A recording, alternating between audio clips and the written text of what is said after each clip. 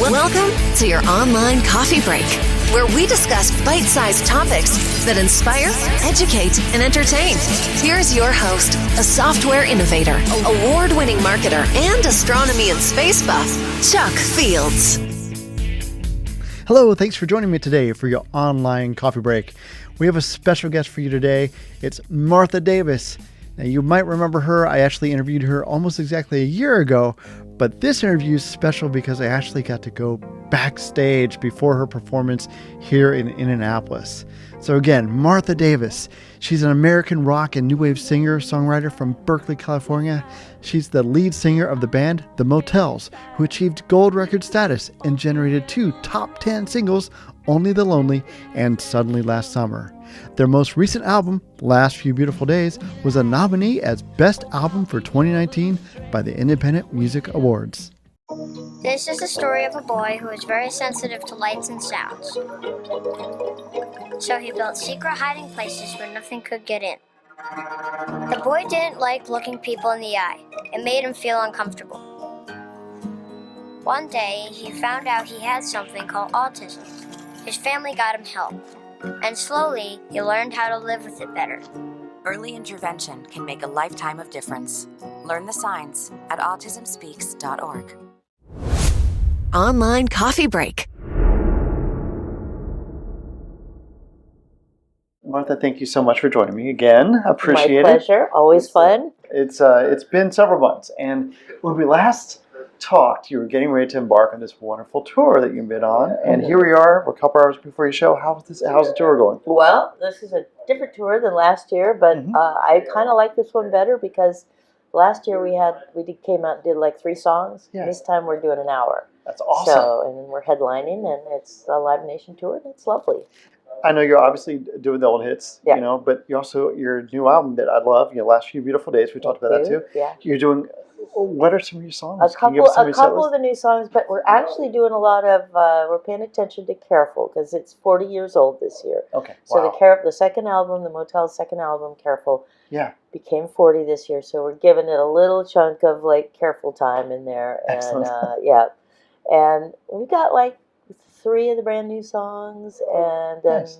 a lot of Careful, and then just smattering of everything else, Well, that was great. And again, I still love your new album. I love the song Lucky Stars. Yeah. Because of my space interest. And we'll get to that in a second. Yeah. One thing I'm just curious here, because here we are, we're a couple hours before your show. Like, what's a day like when you're getting ready to perform? I mean, now you've done it many times, but do you have a ritual that you do? What's it like? No, I'm not a very ritualistic person. I'm kind of getting more so in my old age. I mean, literally, the only thing I did on a regular basis for years was smoke cigarettes. I'd have a cigarette when I woke. Now I don't smoke anymore. So I heard, 3 years you've been on those. That's awesome. So now I don't even do that. So, I mean, every day is a new day, and Lord knows what's going to happen. That is which is a good way to be if you're going to be on the road, because you never do know what's going to happen. If your flight's going to be there on time. If, like last night, I got here at 10:30 at night. The other guys got in earlier. And somebody had taken my suitcase instead of there. There was a mix-up with the suitcase, so I had to wait until he came back with my suitcase. That's good, so you got it back. Happy ending, at least. Yeah.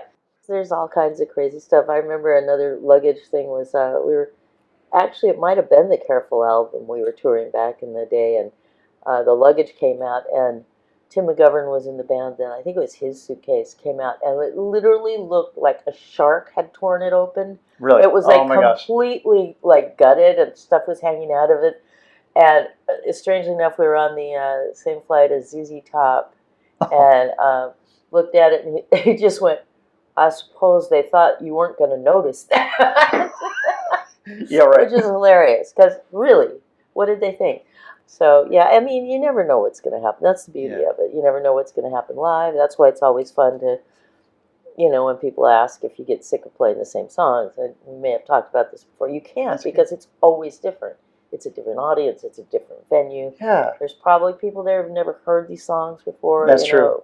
See, that to me is a true performer, because you realize that, And, well, you must, like, if you can, you have to be aware of, what you've got to pick up on what the room is telling you. And sometimes they're bored, sometimes they came to see you, sometimes they didn't. What was the new thing that I just found out NPR was talking about? Nunchi, which is the Korean method. It's a way of life in Korea. It's called nunchi, and it involves reading a room, like being aware of around your surroundings, which you would think is really basic for a human.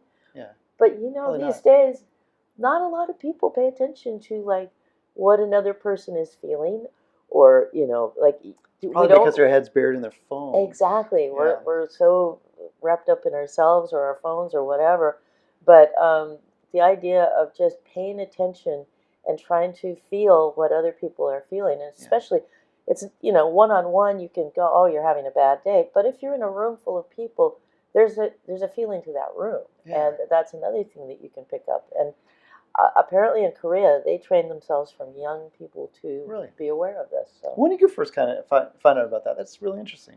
Just the other day on NPR, they were talking about it. A gal has written a new book, so everybody study their nunchi, and because we all know people that have absolutely no nunchi going on. Like they walk in and they have, or wherever they are, they. That's probably me half the time right now. So I'm gonna have to look at a nunchi for sure. One thing we talked about too is Remarkable Records, your label. I just want to see how that's going, because I don't know how you're juggling all these things, because you're always learning and you're touring a lot. I mean, this is new winter tour now, but you also had Remarkable Records starting up. How's that going? And I have to make sure my chicken that lives in the kitchen, when I put her food down, I don't leave it down so the dogs don't come eat her. You really have a chicken? Yeah, Ruthie. She lives in the kitchen. So cool. She's so wonderful. She's one of those Polish yard chickens with big hairdos. Really? Yeah. Oh my gosh. That's a whole other story. But Remarkable Records has given birth to its first release. Yay. The brand new album is The Last Few Beautiful Days is now vinylized. That's so awesome. So it is here tonight. I should hook you up with a copy. You're going to stay for the show, right? I'd love to stay for the show. That'd you be better awesome. Stay for the show. Yeah, no, because I've never seen you perform before. So what? I know. What's my problem? Okay, I hate people that toot their own horn, but I'm going to have to do it right now because I read something on Facebook. Oh, no. There was somebody put up a live version of us doing Suddenly Last Summer, and it's just a long shot. It's very kind of boring, but there was like 11,000 people looked at it, and I'm like, that's weird. Yeah. But then some guy wrote, the Motels are criminally underrated. I would agree with that. And as just a fan of my band, I 100% agree. This band is like the best band I've ever seen.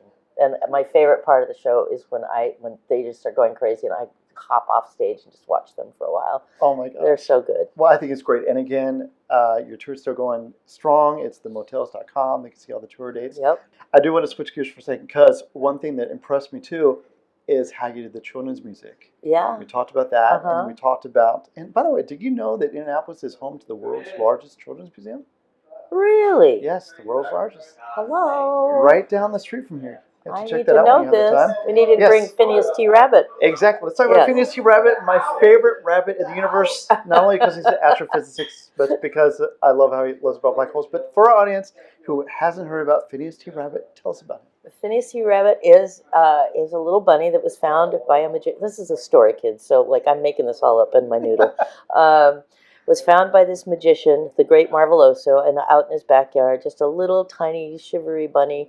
His mom and brothers and sisters, who knows what had happened, but the magician takes him in and raises him, and it turns out this rabbit is just a born scientist, and he becomes an astrophysicist, builds his own spaceship, and goes off in search of a black hole, which he finds and enters, and then you have to wait and get the story and the song that goes with it, which is not going to be released just yet because the suspense. Because I know I take forever to do things. So the first record that's been released is The Last Few Beautiful Days. So that one's out now. The next one that's coming up is just getting mastered by the great Craig Anderton. Nice. And that is the I Have My Standards jazz album. The jazz album, yeah. So that's my next release. Phineas will get in there somewhere. And also we started on our new record, which I'm very excited about. Do tell. It's another space mission. No. Yes. It's Tell me called more. Escape from Planet Earth, and it involves solar sailing, which Really? now we're doing. We're doing it. Well, not only are we doing it, but we're doing it with lasers and not solar winds. Have you read about this? I have heard about that. Pretty crazy. Pretty crazy. Okay, so, well, you just opened up my topic there, because space. I'm Mr. Spacey, space head, spaced out, whatever. Yep. That's exciting. And that's coming out when? You're still working on Well, literally, Marty came down from Seattle. Nick flew up in December. We spent about 2 weeks, not even 2 weeks, and basically wrote that this is how I'm envisioning this. It's a 2-album set. Yeah. The first record is going to have 2 sides, of course. One side is going to be terrestrial, and the second side is celestial. So after you're leaving Earth, the whole second side of the record is... Nice. And then the second record is going to be all instrumental, because I love music. You do. So, You're so creative. it's going to cut down on my lyric writing, which has never been a problem. But I love instrumental, I love that kind of stuff, and why not? I got a record company. Oh, you are so creative. It just amazes me how much you keep going. Because this is the stuff it's the stuff that makes life not just livable, but just joy. Yeah. It's joy. It's pure joy to create. It's like, and I find that with work too. I love work, even if it's the dirtiest. If I clean out the chicken coop, because when you're done, it's beautiful and you've done something. Absolutely. And it's positive. So basically, that's what I do when I need to vent. Is I'll get busy. Well, I tell you, you're so wise. I did want to say real quick, happy belated birthday. Oh, thank you, thank you. I know, 69. That's incredible, though. But you're so wise, and again, you're so creative. You keep going, and you're running circles around me. Well, it's not like it's always been, just Yeah. Look, Holly go lightly, blazing through life with a big smile on my face. Life is life. Life kicks you around. It sure you have does. to pick yourself up again, and That's right. Thank God I have these ways to purge, to get rid of some of the sadness and the heartaches and stuff, and get excited about it to where it actually, like this new album, the new one that's come, Escape from Planet Earth, it's called. Yeah. It has a happy ending, and it makes me cry. Oh, really? I'm one of those stupid artists that cry at my own stuff. It's like, no, but that just says so much. You put your heart and soul into it. That's what it's about, really, yeah. right? So, and I am one of those sappy people that cry at like the sweet commercials. I mean, it's like the sweet thing. My wife does that. Yeah, the sweet thing is really great. Like make me cry. It's like, and when men cry, for some reason, when men cry, I lose it. I'm really trying to bring some tears on right now, but I just can't do it. Don't get us going. So I do want one last question, if I may. Uh-huh. You mentioned, I know, awesome music. Mentioned space. Your new album coming out. Here we are. We're kind of neat in this amazing future of space exploration.